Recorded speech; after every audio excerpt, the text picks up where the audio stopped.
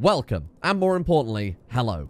I'm Sam of Roll1D2 Games, and I'm collaborating with Paradox Interactive to bring you a first look on how to use the upcoming ruler designer, which will allow you to choose any playable ruler in any bookmark and customize them however you see fit. To begin, simply select a bookmark and press the new and improved Play Any Ruler or Create Your Own button in the bottom left-hand corner of the screen. Now select a ruler you want to usurp and replace with your finest or most worrying creations. Then click on Create Custom Ruler in the bottom right-hand corner of the screen and say goodbye to Athelred or Albert or Alfred or whatever other generically named Anglo-Saxon king you're condemning. And here we have the foundation for your perfect new Crusader Kings 3 ruler. To start things off, we'll look at the left-hand menu that deals with your character's background, faith, culture, and coat of arms. You can start with either a male or female character and any of the game's sexual orientations.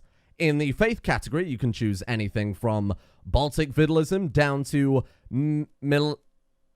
paganism, or something like Mazda under the Zoroastrian category. We're going to start as a pagan this time around, so we get plenty of friends. Culture, you can choose, again, anything from Akan all the way down to Yoruba and everything else in between. We're going to start as, a nice Roman. You can choose any first name or dynasty name that you like, but if you're really struggling for names, you can hit the randomize button, which will pull a cultural name out of the bank for you. Germanus Valentinian. This is Anglo-Saxon England, after all, so of course I've gone for King Germanus and Albertson Valentinianson of Kingdom of England. You can then randomize your dynasty coat of arms to whatever you choose. I'm going to go for a lovely, the big hand. And you can also randomize your kingdom's coat of arms as well to the sad moon. You don't have to pick the sad moon, but I quite like the sad moon. The right-hand side of the screen is dedicated to your in-game mechanics, such as traits, skills, and starting family members. The biggest mechanic here, outside of your in-game stuff, of course, is your customization points bar. And this introduces two new features when compared to the Crusader Kings 2 ruler designer that I know a lot of people are going to be very, very happy about. The first thing, of course, is that if you stay within the 400 points limit here, you can actually play with achievements enabled with a custom ruler or a custom dynasty. Now, that also means if you're not interested in achievements and if you're not interested in playing Iron Man mode, you can spend as many points as you like making the ultimate character, 100 in each stat, every trait, the perfect education, whatever you see fit. There are no limitations on this one when compared to the Crusader Kings 2 ruler designer. I'm going to do my best here to design a character that is within that 400 points limit, so you get an idea of how much flexibility you get when aiming for achievements and also creating a custom dynasty. Now, with the age bar, you have a choice of either making your character older and in turn gaining more customization points in exchange for the less years you'll have on this fine earth, or going the opposite direction and making yourself far younger, in turn gaining more customization points, but being tasked with the daunting medieval prospect of trying to survive childhood. It's also worth pointing out that if you do start at the age of Babby, you will lose your education trait, so that's something you will have to pay close attention to when you get into game.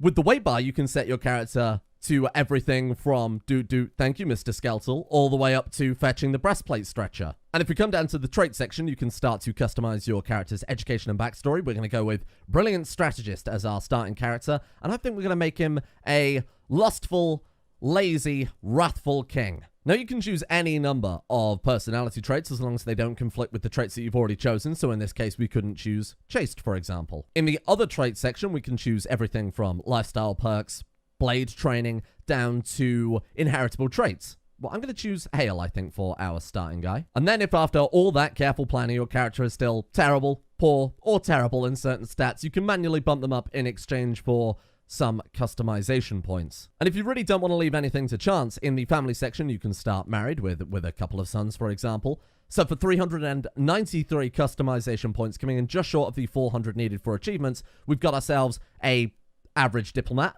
a good martial character with an inheritable trait, a great education, and more importantly, sons to be able to carry on that family legacy. And that, my friends, is absolutely everything.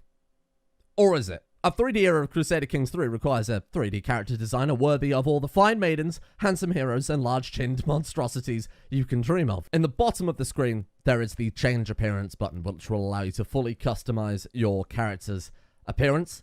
To start off with, you choose with a base ethnicity here. I was very disappointed to learn that Arctic is not in fact a polar bear, but it's in fact a very chilly boy. Pressing the Customize Further button will allow you to define every aspect of this character's anatomy. And you can get into some intensely fine detail here, determining the depth of their mouth corners, or you can even have them commentate your video for you. In the starting body category, you can adjust your body fat, You can adjust your bust size, which is only visible for women, unlike in real life. And you can also change the height of your character. Oh, no.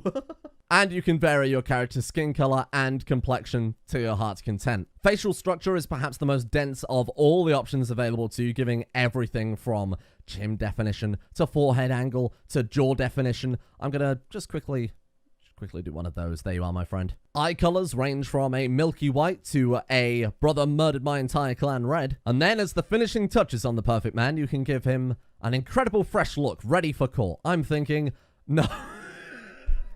No hair for added aerodynamics on the battlefield, followed up by a beard that reeks of authority, a mighty wizard's beard. And from a modding perspective, one of my favorite new features is the ability to share the perfect character with your friends, or maybe worst enemies in this case. We can then finalize our perfect man ready to take on the Crusader King's world. Outside of creating horrible monstrosities, you can create some very impressive looking and regal characters for your game. I know, personally at least, that I'm very much looking forward to seeing what you guys create with the Ruler Designer update coming soon for free to Crusader Kings 3. So get out there, start designing, start creating. Both good and terrible. Thank you all for watching. Of course, big thanks to Paradox for giving me the opportunity to share this with you guys in the first place.